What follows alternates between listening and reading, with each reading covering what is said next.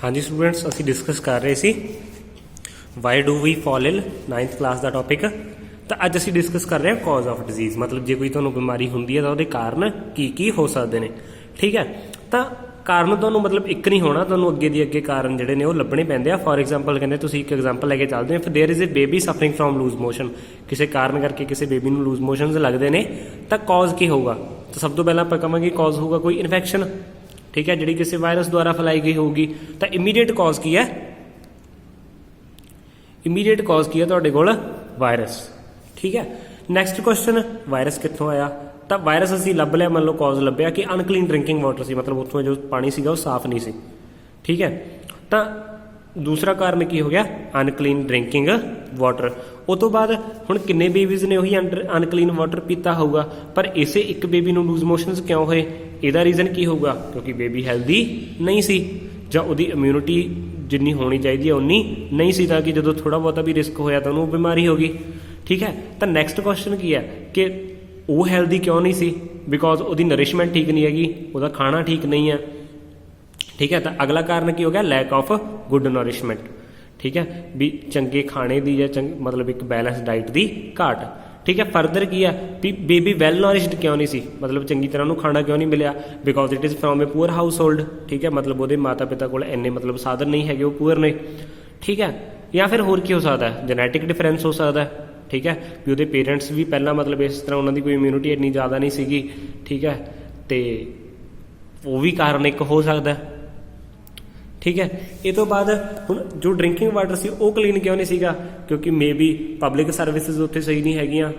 ठीक है, तो की हो गया? पॉवर्टी हो गई, लैक ऑफ पब्लिक सर्विस हो गया, थर्ड लैवल हो गया। ठीक है, तो हरेक का इमीडिएट, हरेक बीमारी का एक तो इमीडिएट कॉज हो गया, जिद्दां असीं इहदे च देखिया सी वायरस। ठीक है, तो इमीडिएट कॉज के नाल नाल तुहाडे कोल होर भी कॉज होणगे, मतलब किसी भी जे तुसीं बीमार होए हो तो उहदा कोई एक कारण नहीं हो सकता। इस तो बाद आउंदी तुहाडे कोल इन्फैक्शियस एंड नॉन इन्फैक्शियस कॉजेज। ठीक है, तो देखो इमीडिएट कॉज की हो गया, दो तरह के हो सकते हैं। पहला इन्फैक्शियस एजेंट, मतलब कोई माइक्रो ऑर्गेनिजम्स हो गई, कोई बैक्टीरिया वगैरह, कोई वायरस वगैरह। ठीक है, जिन्हों का करके तुहानूं इन्फैक्शन होगी। क्यों? क्योंकि ये जोड़े माइक्रो ऑर्गेनिजम जोड़े हैगे ने, ठीक है, एक इम्यूनिटी के विच फैल सकते हैं, तो इन्हों के नाल बीमारी भी फैल सकती है किसी भी मतलब मीन के थ्रू एयर हो सकता है, वाटर हो सकता है, किसी भी तरह। ठीक है, तो कुछ डिजीज़ वो भी होंगे ने जिन्हों के जिहड़ियां इन्फैक्शन नाल जिन्हों का कोई लेना देना नहीं होंदा, तुहाडे कोई एक्सटर्नल कॉज रहा होगा तां करके होईयां होणगियां, उन्होंने तुसीं बोलदे हो non infectious disease. For example some cancers, कुछ कैंसर ने जिहड़े जेनैटिक अबनॉर्मैलिटीज़ करके होंदे, हाई ब्लड प्रैशर। ठीक है, एक्सैसिव वेट है तुहाडा, ये कोई भी इन्फैक्शन नहीं है। ठीक है, एक कोई होर कारण होगा इहदा। ठीक है, तो ये इन्फैक्शियस एजेंट्स इत्थे नहीं होंदे। तो दो तरीके हो सकता है, या तो कोई इन्फैक्शन होगी, जो इन्फैक्शन हुई तो वह कोई इन्फैक्शन कॉजिंग एजेंट होएगा। दूसरा हो सकता भी तुहानूं इन्फैक्शन नहीं हैगी, कोई होर कारण है, तो वह होंदी है नॉन इन्फैक्शियस कॉजेज, तो उन्हों का इन्फैक्शन का कोई लेना देना नहीं होंदा। ठीक है, अगे असीं देखते हैं इन्फैक्शियस डिजीज़। इन्फैक्शियस डिजीज़ फैलदियां ने जी थ्रू इन्फैक्शियस एजेंट्स। ठीक है, तो क्लासीफिकेशन के तुहाडे कोल कॉमन करैक्टरिस्टिक आउंदियां ने कुछ ऑर्गेनिजम दियां। ठीक है, जिवें वायरस हो गए, बैक्टीरिया हो गए, फंगी हो गए। ठीक है, ये सारे सिंगल सैल्ड एनीमल्स ने। तो कुछ डिजीज़ ये भी कैरी करते हैं। ये तो इलावा कुछ वॉर्म्स हो गए, वो भी कुछ डिजीज़ कैरी करते हैं, जिद्दां तुहाडे कोल नैक्सट पेज के उपर एग्जाम्पल्स दित्तियां होईयां ने। ठीक है, आ सार्स वायरस की एग्जाम्पल है। ठीक है, तुहाडे कोल लिशेमैनिया की एग्जाम्पल है, इहदे च प्रोटोजा कॉज करता है। ठीक है, स्टैफिलोकोकी ये बैक्टीरिया जिहदे करके एक्ने हुंदा। ठीक है, आ प्रोटोजोआ रिस्पोंसिबल फॉर स्लीपिंग सिकनैस। तो इस तरह तुहाडे कोल इन्फैक्शियस एजेंट्स हुंदे ने। ठीक है, कॉमन एग्जाम्पल जिहड़ी वायरस द्वारा कोई बीमारियां होंदियां, कॉमन कोल्ड हो गई, इन्फ्लुएंजा हो गया, डेंगू फीवर, एड्स वगैरह। ठीक है, टाइफाइड, ये सारे बैक्टीरिया द्वारा या वायरस द्वारा फैलाए जाते हैं। बहुत सारियां जिहड़ियां तुहाडीआं स्किन इन्फैक्शनस होणगियां वो फंगी फैलाउंदा है। ठीक है, प्रोटोजोन जिहड़े माइक्रो ऑर्गेनिजम्स ने वो फैलाउंदे, जिद्दां मलेरिया हो गया। ठीक है, तो इदा ये हो गया इन्फैक्शियस डिजीज़ जिहड़ियां इन्फैक्शन के थ्रू फैलदियां ने, तो इन्हां दे पिछे कोई माइक्रो ऑर्गेनिजम हुंदा, इन्हां दा रीजन। ठीक है, तो अगे सानू मतलब असीं क्यों सोचिए कैटागरीज वाइज सोचने की क्यों लोड़ है? क्योंकि सानू ट्रीटमेंट उस टाइप नाल दिता जाता। ठीक है, फॉर एग्जाम्पल जिहड़ा मतलब कोई वायरस होगा, बैक्टीरिया होगा, ठीक है, उन्हां दी जिस हिसाब नाल करैक्टरिस्टिक्स होणगियां उस हिसाब नाल ही सानू जो मैडिसिन है वो दित्ती जाऊगी, ताकि वो उस वायरस नू इफैक्ट करे। ठीक है। फॉर एग्जाम्पल कहते ਜਿਹੜੇ ਸਾਰੇ ਵਾਇਰਸ ਨੇ ਉਹ ਹੋਸਟ ਸੈਲਸ ਦੇ ਵਿੱਚ ਰਹਿੰਦੇ ਨੇ, ठीक है। मतलब ਤੁਹਾਡੇ ਆਪਣੇ मतलब ਜੇ ਤੁਹਾਨੂੰ ਤੁਹਾਡੇ ਅੰਦਰ ਵਾਇਰਸ ਚਲਾ ਗਿਆ ਤਾਂ ਤੁਹਾਡੇ ਸੈਲਸ ਦੇ ਵਿੱਚ ਹੀ ਉਹ ਰਹੇਗਾ, ਪਰ ਬੈਕਟੀਰੀਆ ਉੱਦਾਂ ਨਹੀਂ ਰਹਿੰਦਾ, ठीक है। ਵਾਇਰਸ ਬੈਕਟੀਰੀਆ ਤੇ ਫੰਗੀ ਬਹੁਤ ਜਲਦੀ ਫੈਲਦੇ ਆ, ਵਰਮਸ ਨੇ ਜਿਹੜੇ ਉਹ ਬਹੁਤ ਸਲੋਲੀ ਫੈਲਦੇ ਨੇ। ਸਾਰੇ ਬੈਕਟੀਰੀਆ ਇੱਕ ਦੂਸਰੇ ਨਾਲ ਬਹੁਤ ਕਲੋਜ਼ਲੀ ਰਿਲੇਟਡ ਹੁੰਦੇ ਆ, ਵਾਇਰਸ ਨਾਲ ਵੀ ਰਿਲੇਟਡ ਹੁੰਦੇ ਨੇ। ਇਹਦਾ ਮਤਲਬ ਇਹਨਾਂ ਸਾਰਿਆਂ ਦੀਆਂ ਕੁਝ ਪ੍ਰੋਸੈਸਿਸ ਨੇ ਜਿਹੜੀਆਂ ਬਹੁਤ ਸਿਮਿਲਰ ਨੇ, ਠੀਕ ਹੈ। ਤਾਂ ਡਰੱਗਸ ਦਾ ਕੰਮ ਕੀ ਹੈ, ਇਹਨਾਂ 'ਚੋਂ ਕੋਈ ਪ੍ਰੋਸੈਸ ਰੋਕਣੀ, ਮਤਲਬ ਉਹਨਾਂ ਦੀ ਕੋਈ ਇਹੋ ਜਿਹੀ ਪ੍ਰੋਸੈਸ ਰੋਕ ਦਿਓ ਜਿਹਦੇ ਬਿਨਾਂ ਉਹਨਾਂ ਦੀ ਲਾਈਫ ਚੱਲ ਨਾ ਸਕੇ, ਠੀਕ ਹੈ। ਤਾਂ ਉਹਦੇ ਲਈ ਤੁਹਾਨੂੰ ਪਹਿਲਾਂ ਜ਼ਰੂਰੀ ਹੈ ਕਿ ਕਿਸ ਗਰੁੱਪ ਦੀ ਗੱਲ ਕਰ ਰਹੇ ਹੋ ਤੁਸੀਂ, ਠੀਕ ਹੈ। ਤਾਂ ਸੇਮ ਡਰੱਗ ਇੱਕ ਗਰੁੱਪ ਵਾਸਤੇ ਕੰਮ ਕਰੂਗੀ, ਹੋ ਸਕਦਾ ਕਿਸੇ ਦੂਸਰੇ ਗਰੁੱਪ ਦੇ ਲਈ ਕੰਮ ਨਾ ਕਰੇ, ਠੀਕ ਹੈ। ਫੋਰ ਐਗਜ਼ਾਮਪਲ ਤੁਸੀਂ ਐਂਟੀਬਾਇਓਟਿਕਸ ਦੀ ਐਗਜ਼ਾਮਪਲ ਲੈ ਲਓ, ਠੀਕ ਹੈ।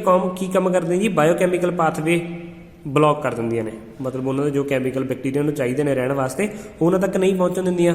ਕਈ ਬੈਕਟੀਰੀਆ ਦੇ ਸੈੱਲ ਵਾਲ ਬਣਾਉਣਾ ਰੋਕ ਦਿੰਦੀਆਂ ਨੇ, ਪੈਂਸਿਲੀਨ ਹੈ ਫੋਰ ਐਗਜ਼ਾਮਪਲ, ਠੀਕ ਹੈ। ਉਹ ਸੈੱਲ ਵਾਲ ਬਣਾਉਣਾ ਰੋਕ ਦਿੰਦੀ ਹੈ ਬੈਕਟੀਰੀਆ ਨੂੰ, ਤਾਂ ਜਦੋਂ ਸੈੱਲ ਵਾਲ ਨਹੀਂ ਬਣਿਆ ਤਾਂ ਉਹ ਪ੍ਰੋਟੈਕਟ ਨਹੀਂ ਕਰ ਸਕਦਾ ਆਪਣੇ ਆਪ ਨੂੰ, ਤੇ ਉਹ ਖਤਮ ਹੋ ਜਾਂਦਾ, ਠੀਕ ਹੈ। ਹਿਊਮਨ ਸੈਲਸ ਦੇ ਸੈੱਲ ਵਾਲ ਹੁੰਦੀ ਵੀ ਨਹੀਂ, ਇਹਦਾ ਕਰਕੇ ਪੈਂਸਿਲੀਨ ਦਾ ਹਿਊਮਨ ਸੈਲਸ 'ਤੇ ਕੋਈ ਵੀ ਇਫੈਕਟ ਨਹੀਂ ਪੈਂਦਾ।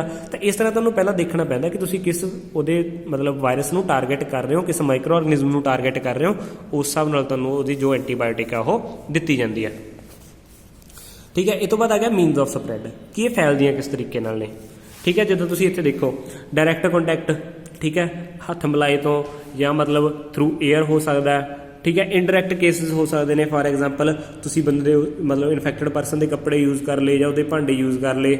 ਬਾਈ ਫੂਡ ਹੋ ਸਕਦਾ ਕਿ ਤੁਸੀਂ ਉਹਦਾ ਜੂਠਾ ਖਾਣਾ ਖਾ ਲਿਆ, ਥਰੂ ਸਮ ਇਨਸੈਕਟ ਹੋ ਸਕਦਾ, ਕੋਈ ਐਨੀਮਲ ਹੋ ਸਕਦਾ। ਤਾਂ ਇਹ ਤੁਹਾਡੇ ਕਾਮਨ ਮੈਥਡਸ ਨੇ ਟ੍ਰਾਂਸਮਿਸ਼ਨ ਦੇ। ਸਭ ਤੋਂ ਕਾਮਨ ਏਅਰ ਹੋ ਗਿਆ, ਇਨਡਾਇਰੈਕਟ ਕੰਟੈਕਟ ਦੇ ਵਿੱਚ ਤੁਸੀਂ ਵਾਟਰ ਆ ਗਿਆ, ਖਾਣਾ ਆ ਗਿਆ, ਕੱਪੜੇ ਆ ਗਏ, ਠੀਕ ਹੈ। ਡਾਇਰੈਕਟ ਕੰਟੈਕਟ ਦੇ ਵਿੱਚ ਜਦੋਂ ਤੁਸੀਂ ਉਹਦੇ ਆਏ ਉਦੋਂ ਹੋ ਸਕਦਾ, ਠੀਕ ਹੈ, ਮੌਸਕੀਟੋ ਜਾਂ ਬਾਏ ਫੂਡ। ਤਾਂ ਇਹ ਸਾਰੇ ਸਾਡੇ ਕੋਲ ਕੀ ਹੈ, ਕਾਮਨ ਮੈਥਡਸ ਨੇ ਟ੍ਰਾਂਸਮਿਸ਼ਨ ਦੇ, ਠੀਕ ਹੈ, ਜਿਨ੍ਹਾਂ ਦੇ ਥਰੂ ਕੋਈ ਬਿਮਾਰੀ ਇਸ ਤਰ੍ਹਾਂ ਇਨਫੈਕਸ਼ਨ ਫੈਲ ਸਕਦੀ ਹੈ, ਠੀਕ ਹੈ। ਇਹ ਤੋਂ ਬਾਅਦ ਆ ਗਿਆ organ specific and tissue specific. ਕਈ ਬਿਮਾਰੀਆਂ ਹੁੰਦੀਆਂ ਨੇ ਜਿਹੜੀਆਂ ਕਿਸੇ ਇੱਕ ਆਰਗਨ ਨੂੰ ਟਾਰਗੇਟ ਕਰਦੀਆਂ, ਫੋਰ ਐਗਜ਼ਾਮਪਲ ਟਿਊਬਰਕਲੋਸਿਸ ਤੁਹਾਡੇ ਲੰਗਸ ਨੂੰ ਟਾਰਗੇਟ ਕਰੇਗੀ। ਇਸੇ ਤਰ੍ਹਾਂ ਕਈ ਹੁੰਦੀਆਂ ਜਿਹੜੇ ਤੁਹਾਡੇ ਸਿਰਫ ਕੁਝ ਟਿਸ਼ੂਜ਼ ਨੂੰ ਟਾਰਗੇਟ ਕਰਦੀਆਂ, ਠੀਕ ਹੈ। ਫੋਰ ਐਗਜ਼ਾਮਪਲ ਜੇ ਮਤਲਬ ਕਹਿੰਦੇ ਕੋਈ ਵਾਇਰਸ ਹੈ ਉਹ ਨੋਜ਼ ਦੇ ਥਰੂ ਐਂਟਰ ਹੋਇਆ ਤਾਂ ਓਬਵੀਅਸਲੀ ਉਹ ਕਿੱਥੇ ਜਾਏਗਾ, ਲੰਗਸ ਤੱਕ ਜਾਏਗਾ, ਹੈ ਨਾ। ਤਾਂ ਟਿਊਬਰਕਲੋਸਿਸ ਦਾ ਜਿਹੜਾ ਬੈਕਟੀਰੀਆ ਹੈ ਉਹ ਮਾਊਥ ਦੇ ਥਰੂ ਐਂਟਰ ਹੋਇਆ ਤਾਂ ਕਿੱਥੇ ਜਾਏਗਾ, ਗਟ ਲਾਈਨਿੰਗ ਦੇ ਵਿੱਚ। ਫੋਰ ਐਗਜ਼ਾਮਪਲ ਟਾਈਫਾਇਡ ਵਾਲਾ ਬੈਕਟੀਰੀਆ ਹੋ ਗਿਆ, ਠੀਕ ਹੈ। ਜੌਂਡਿਸ ਵਾਲਾ ਕਿੱਥੇ ਜਾਏਗਾ, ਲੀਵਰ ਦੇ ਵਿੱਚ, ਠੀਕ ਹੈ। ਪਰ ਇਹ ਜ਼ਰੂਰੀ ਵੀ ਨਹੀਂ ਹੈ ਕਿ ਇਹ ਇੱਦਾਂ ਹੋਵੇ। ਫੋਰ ਐਗਜ਼ਾਮਪਲ HIV ਦਾ ਜਿਹੜਾ ਵਾਇਰਸ ਹੈ ਉਹ ਬੋਡੀ ਦੇ ਥਰੂ ਕਿਸੇ ਵੀ ਮਤਲਬ ਮੀਨਸ ਦੇ ਥਰੂ ਆ ਸਕਦਾ, ਥਰੂ ਸੈਕਸ਼ੂਅਲ ਆਰਗਨਸ ਔਰ ਐਨੀਥਿੰਗ, ਠੀਕ ਹੈ। ਜਾਊਗਾ ਕਿੱਥੇ, ਸਾਰੀਆਂ ਨੋਡਸ ਕੋਲੇ, ਠੀਕ ਹੈ, ਥਰੂ ਬਲੱਡ। ਮਲੇਰੀਆ ਕਾਜ਼ਿੰਗ ਮਾਈਕਰੋਬ ਹੈ, ਠੀਕ ਹੈ, ਕਿਸੇ ਮੌਸਕੀਟੋ ਨੇ ਤੁਹਾਨੂੰ ਬਾਈਟ ਕੀਤਾ, ਠੀਕ ਹੈ, ਉਹ ਲੀਵਰ 'ਚ ਵੀ ਜਾਊਗਾ, ਰੈੱਡ ਬਲੱਡ ਸੈਲਸ ਤੱਕ ਵੀ ਜਾਊਗਾ। ਤਾਂ ਜ਼ਰੂਰੀ ਵੀ ਨਹੀਂ ਹੈ ਤੇ ਹੋ ਵੀ ਸਕਦਾ, ਠੀਕ ਹੈ। ਤਾਂ ਇਹ ਤੋਂ ਬਾਅਦ ਤੁਹਾਨੂੰ ਸਾਈਨ ਐਂਡ ਸਿੰਪਟਮ ਦੱਸਣਗੇ ਕਿ ਕਿਹੜਾ ਟਿਸ਼ੂ ਜਾਂ ਕਿਹੜੇ ਆਰਗਨ ਨੂੰ ਉਹਨੇ ਟਾਰਗੇਟ ਕੀਤਾ। ਫੋਰ ਐਗਜ਼ਾਮਪਲ ਜੇ ਲੰਗ ਟਾਰਗੇਟ ਹੋਏ ਤਾਂ ਓਬਵੀਅਸਲੀ ਖੰਘ ਆਊਗੀ, ਬ੍ਰੈਥਲੈਸਨੈਸ ਹੋਊਗੀ, ਸਾਹ ਲੈਣ 'ਚ ਦਿੱਕਤ ਹੋਊਗੀ। ਜੇ ਲੀਵਰ ਟਾਰਗੇਟ ਹੋਇਆ ਤਾਂ ਜੌਂਡਿਸ ਹੋ ਜਾਊਗਾ। ਜੇ ਬ੍ਰੇਨ ਟਾਰਗੇਟ ਹੋਇਆ ਤਾਂ ਹੈਡੇਕ ਹੋਊਗਾ, ਵੋਮਿਟਿੰਗ ਹੋਊਗੀ, ਅਨਕੌਂਸ਼ੀਅਸਨੈਸ ਹੋ ਜਾਊਗੀ, ਠੀਕ ਹੈ। ਤਾਂ ਸਿੰਪਟਮ ਦੇਖ ਕੇ ਤੁਸੀਂ ਦੱਸ ਸਕਦੇ ਹੋ ਕਿ ਉਹ ਕਿਸ ਮਤਲਬ ਪੁਆਇੰਟ ਨੂੰ ਤੁਹਾਡਾ ਜੋ ਬੈਕਟੀਰੀਆ ਜਾਂ ਜੋ ਇਨਫੈਕਸ਼ਨ ਕਾਜ਼ਿੰਗ ਏਜੰਟ ਹੈ ਉਹ ਟਾਰਗੇਟ ਕਰ ਰਿਹਾ, ਠੀਕ ਹੈ। ਇਹਦੇ ਨਾਲ ਕੀ ਹੈ, ਟਿਸ਼ੂ ਸਪੈਸੀਫਿਕ ਇਫੈਕਟ ਵੀ ਹੋ ਸਕਦੇ ਆ। ਫੋਰ ਐਗਜ਼ਾਮਪਲ ਮਤਲਬ ਇਮਿਊਨ ਸਿਸਟਮ ਨੂੰ ਉਹ ਡਾਇਰੈਕਟ ਇੰਪੈਕਟ ਕਰੇ, ਠੀਕ ਹੈ। ਤਾਂ ਇਮਿਊਨ ਸਿਸਟਮ ਦਾ ਕੰਮ ਕੀ ਹੈ ਕਿ ਤੁਸੀਂ ਮਤਲਬ ਬਿਮਾਰੀਆਂ ਨੂੰ ਉਹਨੇ ਰੋਕਣਾ, ਆਰਗੈਨਿਜ਼ਮ ਨੂੰ ਉਹਨੇ ਕਿਲ ਕਰਨਾ, ਠੀਕ ਹੈ। ਇਹਨੂੰ ਕੀ ਬੋਲਿਆ ਜਾਂਦਾ, ਇਨਫਲੈਮੈਂਟੇਸ਼ਨ।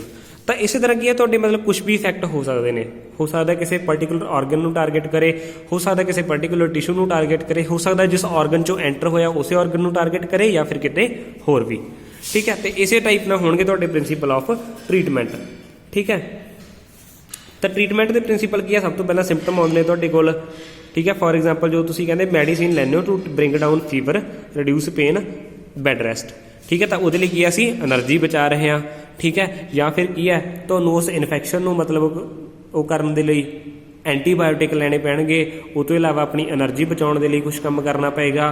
ਕੋਈ ਉਹਨਾਂ ਦੀ ਕੋਈ ਲਾਈਫ ਪ੍ਰੋਸੈਸ ਮਤਲਬ ਰੋਕਣ ਦੇ ਲਈ ਤੁਹਾਨੂੰ ਕੋਈ ਕੈਮੀਕਲਸ ਉਸ ਤਰੀਕੇ ਦੇ ਲੈਣੇ ਪੈਣਗੇ, ਠੀਕ ਹੈ। ਤਾਂ ਇਸ ਤਰ੍ਹਾਂ ਕੀ ਹੈ ਤੁਹਾਡੇ ਟਰੀਟਮੈਂਟ ਦਾ ਜਿਹੜਾ ਪ੍ਰਿੰਸੀਪਲ ਹੈ ਉਹ ਵੀ ਡਿਪੈਂਡ ਕਰਦਾ ਕਿ ਤੁਹਾਨੂੰ ਇਨਫੈਕਸ਼ਨ ਕਿਸ ਤਰੀਕੇ ਦੀ ਹੈਗੀ ਹੈ, ਠੀਕ ਹੈ। ਇਹ ਤੋਂ ਬਾਅਦ ਆ ਗਏ ਪ੍ਰਿੰਸੀਪਲ ਆਫ ਪ੍ਰੀਵੈਂਸ਼ਨ, ਠੀਕ ਹੈ। ਤੁਸੀਂ ਰੋਕ ਕਿਵੇਂ ਸਕਦੇ ਹੋ, ਪਹਿਲਾ ਹੈਗਾ ਜਨਰਲ ਵੇ, ਦੂਸਰਾ ਹੈਗਾ ਸਪੈਸੀਫਿਕ। ਜਨਰਲ ਵੇ ਕੀ ਹੈ ਕਿ ਆਪਣੇ ਆਲੇ ਦੁਆਲੇ ਸਫਾਈ ਰੱਖੋ, ਠੀਕ ਹੈ। ਆਪਣੇ ਆਸੇ-ਪਾਸੇ ਕੋਈ ਵੀ ਇਨਫੈਕਸ਼ਨ ਫੈਲ ਰਹੀ ਹੈ ਤਾਂ ਉਹ ਤੋਂ ਬਚ ਕੇ ਰਹੋ, ਠੀਕ ਹੈ। ਆਪਣੇ ਆਪ ਨੂੰ ਮਤਲਬ ਹਾਈਜੀਨ ਮੇਨਟੇਨ ਕਰਕੇ ਰੱਖੋ, ਕਰਾਊਡਡ ਜਗ੍ਹਾ ਦੇ ਉੱਪਰ ਨਾ ਜਾਓ, ਪਾਣੀ ਵਗੈਰਾ ਆਪਣਾ ਸਾਫ਼ ਰੱਖੋ, ਖਾਣੇ ਪਾਣੀ ਦਾ ਧਿਆਨ ਰੱਖੋ, এনवायरमेंट ਸਹੀ ਰੱਖੋ, ਠੀਕ ਹੈ। ਇੱਕ ਤਾਂ ਇਹ ਹੋ ਸਕਦਾ। ਦੂਸਰਾ, ਤੁਸੀਂ ਆਪਣੀ ਇਮਿਊਨਿਟੀ ਦੇ ਲਈ ਕੰਮ ਕਰੋ, ਸਹੀ ਤਰੀਕੇ ਨਾਲ ਖਾਣਾ ਖਾਓ, ਠੀਕ ਹੈ। ਆਪਣਾ ਮਤਲਬ ਟਾਈਮ ਟੂ ਟਾਈਮ ਟੈਸਟ ਕਰਾਉਂਦੇ ਰਹੋ। ਤਾਂ ਮੇਨ ਗੱਲ ਕੀ ਹੈ ਕਿ ਜਾਂ ਤਾਂ ਤੁਸੀਂ ਮਤਲਬ ਆਪਣੇ এনवायरमेंट ਨੂੰ ਕੰਟਰੋਲ ਕਰ ਲਓ ਤੇ ਦੂਸਰਾ ਖੁਦ ਨੂੰ, ਠੀਕ ਹੈ। ਵੀ ਮਤਲਬ ਪਹਿਲੀ ਗੱਲ ਤਾਂ এনवायरमेंट ਇੱਦਾਂ ਦਾ ਹੋਵੇ ਜਿੱਥੇ ਕੋਈ ਇਨਫੈਕਸ਼ਨ ਹੋ ਨਾ ਸਕਦੀ ਹੋਵੇ, ਜੇ ਹੁੰਦੀ ਹੈ ਤਾਂ ਤੁਸੀਂ ਆਪਣੀ ਇਮਿਊਨਿਟੀ ਤੇ ਕੰਮ ਕਰੋਗੇ, ਠੀਕ ਹੈ। ਤਾਂ ਇਮਿਊਨ ਸਿਸਟਮ ਐਂਡ ਉਸ ਤੋਂ ਬਾਅਦ এনवायरमेंट, ਇਹ ਦੋ ਤਰੀਕੇ ਨਾਲ ਤੁਸੀਂ ਇਹਨੂੰ ਪ੍ਰੀਵੈਂਟ ਕਰ ਸਕਦੇ ਹੋ, ਠੀਕ ਹੈ। ਇੱਕ ਹੋਰ ਤਰੀਕਾ ਕੀ ਹੈ ਤੁਹਾਡੇ ਕੋਲ ਵੈਕਸੀਨੇਸ਼ਨ ਦਾ ਜਾਂ ਇਮਿਊਨਾਈਜੇਸ਼ਨ ਦਾ, ਜਿਹਦੇ 'ਚ ਕੀ ਹੈ ਕਿ ਤੁਸੀਂ ਇੱਕ ਵਾਰ ਇੱਕ ਆਰਟੀਫਿਸ਼ਲ ਉਸ ਤਰੀਕੇ ਦੇ ਜਿਹੜੇ ਵੈਕਸੀਨ ਦੇ ਵਿੱਚ ਕੀ ਹੈ ਡਿਜ਼ੀਜ਼ ਕਾਜ਼ਿੰਗ ਜਿਹੜੇ ਆਰਗੇਨਿਜ਼ਮ ਹੁੰਦੇ ਨੇ ਉਹਨਾਂ ਨੂੰ ਤੁਹਾਡੀ ਬਾਡੀ ਦੇ ਵਿੱਚ ਵੀਕ ਕਰਕੇ ਪਾਇਆ ਜਾਂਦਾ ਤੇ ਉਸ ਤੋਂ ਬਾਅਦ ਕੀ ਹੈ ਉਹ ਤੁਹਾਡੀ ਬਾਡੀ ਉਹਨਾਂ ਤੋਂ ਫੈਮੀਲੀਅਰ ਹੋ ਜਾਂਦੀ ਹੈ ਤਾਂ ਕਿ ਅੱਗੇ ਵਾਸਤੇ ਜੇ ਕਦੇ ਉਹ ਆਉਣ ਤਾਂ ਤੁਹਾਡੀ ਬਾਡੀ ਜਿਹੜੀ ਹੈ ਉਹਨੂੰ ਉਸ ਤਰੀਕੇ ਨਾਲ ਰਿਸਪੌਂਡ ਕਰੇ ਤੇ ਉਹ ਬਿਮਾਰੀ ਤੁਹਾਨੂੰ ਨਾ ਹੋਵੇ, ਠੀਕ ਹੈ। ਤਾਂ ਪ੍ਰੀਵੈਂਸ਼ਨ ਦੇ 3 ਤਰੀਕੇ ਹੋ ਸਕਦੇ ਤੁਹਾਡੇ ਕੋਲ, ਵੈਕਸੀਨੇਸ਼ਨ, ਠੀਕ ਹੈ। ਉਸ ਤੋਂ ਬਾਅਦ ਆਪਣਾ ਆਲਾ ਦੁਆਲਾ ਸਾਫ਼ ਰੱਖੋ, ਠੀਕ ਹੈ। ਉਸ ਤੋਂ ਬਾਅਦ ਆਪਣੀ ਇਮਿਊਨਿਟੀ 'ਤੇ ਕੰਮ ਕਰੋ। ਤਾਂ ਇਹ 3 ਤਰੀਕਿਆਂ ਦੇ ਨਾਲ ਤੁਸੀਂ ਕਿਸੇ ਬਿਮਾਰੀ ਤੋਂ ਬਚ ਸਕਦੇ ਹੋ।